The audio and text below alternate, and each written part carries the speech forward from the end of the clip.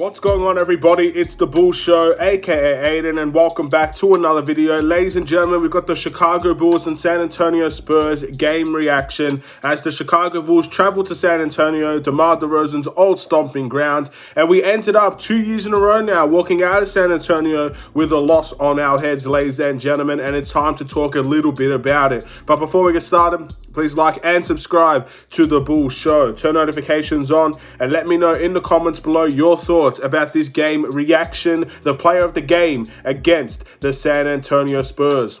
I don't have all the stats with me now, ladies and gentlemen, as I just got home, but we won this game 131 to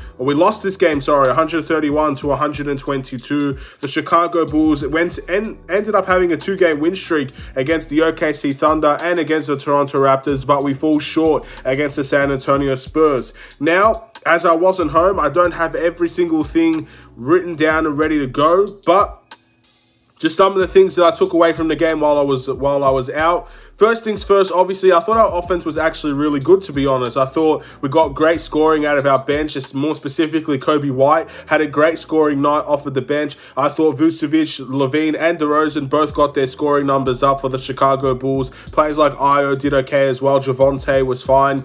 I thought our scoring wasn't really the big problem in today's game. I think when you look at the whole point of the game, the main thing that went wrong for the Chicago Bulls is defense, because we gave up 131 points to the San Antonio Spurs, and a lot of those points were driven to the paint and open three-point shots. That is probably the biggest thing to take away out of this game. The defensive effort or the defensive pressure was not there compared to the way the San Antonio Spurs defensive pressure was. For example, I saw a lot of wide open threes for the San Antonio Spurs in the first half of that game. Granted, they weren't making a lot of those three-point shots at that time. I think they had a much better scoring night in the second half of that game.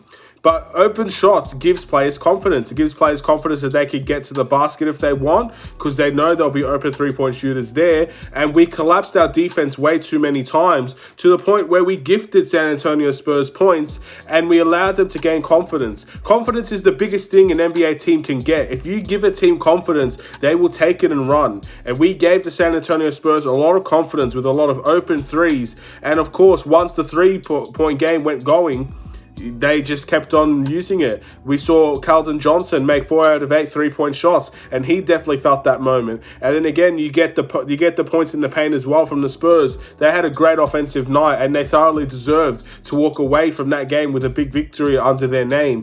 And it was a good game from them, and they had a great offensive game plan, and they executed it very well. You know, our defense didn't respond very well to that. Something else that was really important that I wanted to take note of for this game. In the fourth quarter, we were down by around 6 points or so at this time, and we even, I think, narrowed the lead down to 3.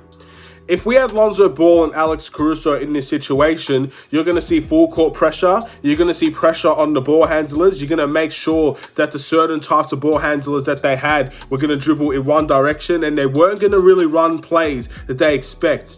Pressure, pressure, pressure. That's what Alex Caruso brings. That's what Lonzo Ball brings to the table, especially if we're down by 3 with about 2-3 minutes left to go, and we have an opportunity to take the lead to try and get an even to overtime or win the game, whatever it is. We did not see any pressure by our guards to make any of their guards uncomfortable. We sat back, and again, this is why I like watching both Bulls commentators and San Antonio Spurs commentators sometimes. You mix and match because you get to see different perspectives on the game. We did not pressure them whatsoever in terms of the final stretches of the game to either force a turnover or to make sure that they rush their play, get a quick shot up. We get the ball, we have an opportunity to go and score on the other end. They took their time, walked down the court like it was nothing, wasted as much clock as they possibly can, isolated our players, got the play that they wanted to play, and they made those shots. In the fourth quarter, you need to be desperate enough to win these games. And when you're down by 3, you're a winning team. You know what it takes to win games in the fourth quarter throughout the whole game.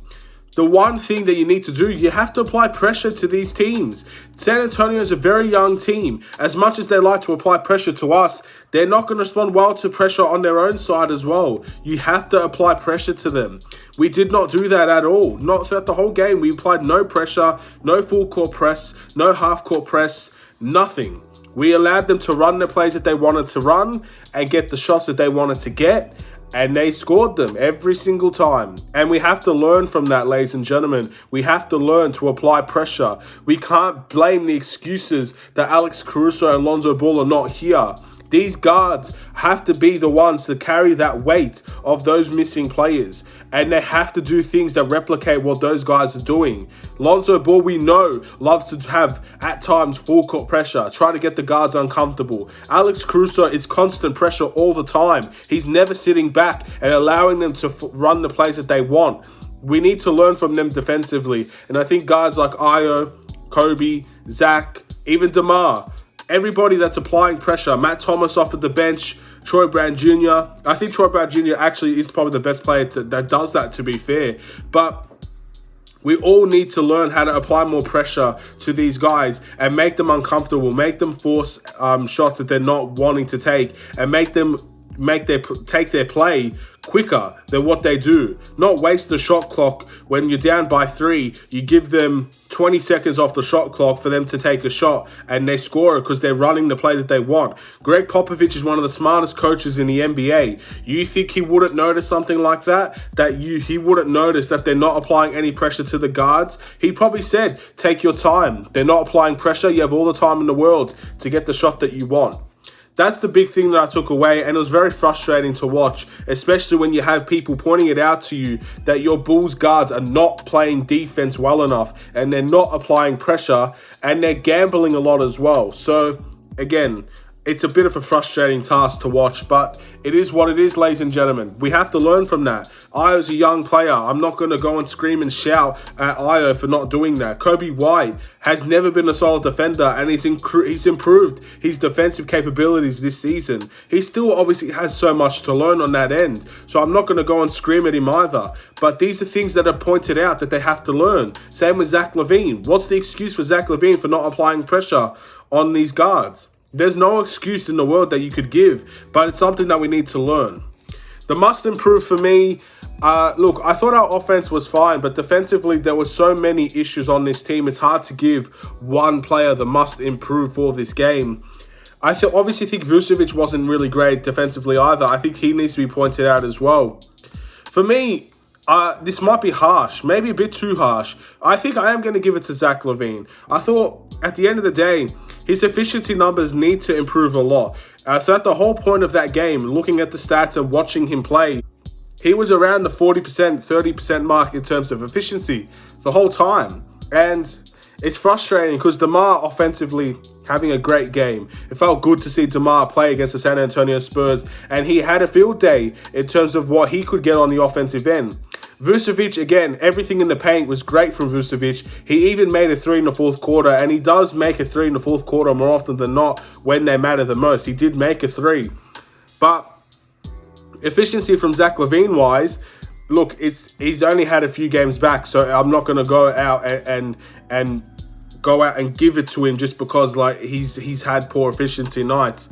It's not like that at all for me, but you have to point it out. Zach Lavine is not really playing great defense in this game, in my opinion. And then goes to the other side of the ball. He's not shooting efficiently either. So the numbers might be there for Zach Lavine. I think he had 26 or 28 points today. That's my must improve, to be honest. Because I thought, again, the bench scoring outside of Kobe White was really poor. So those players like Troy Brown Jr., Tyler Cook as well, could definitely get this award. I didn't see much of Tony Bradley outside of the third quarter. Those guys you might be able to give it to. But Zach Lavine has to improve his efficiency, and that's why I'm leaning towards him.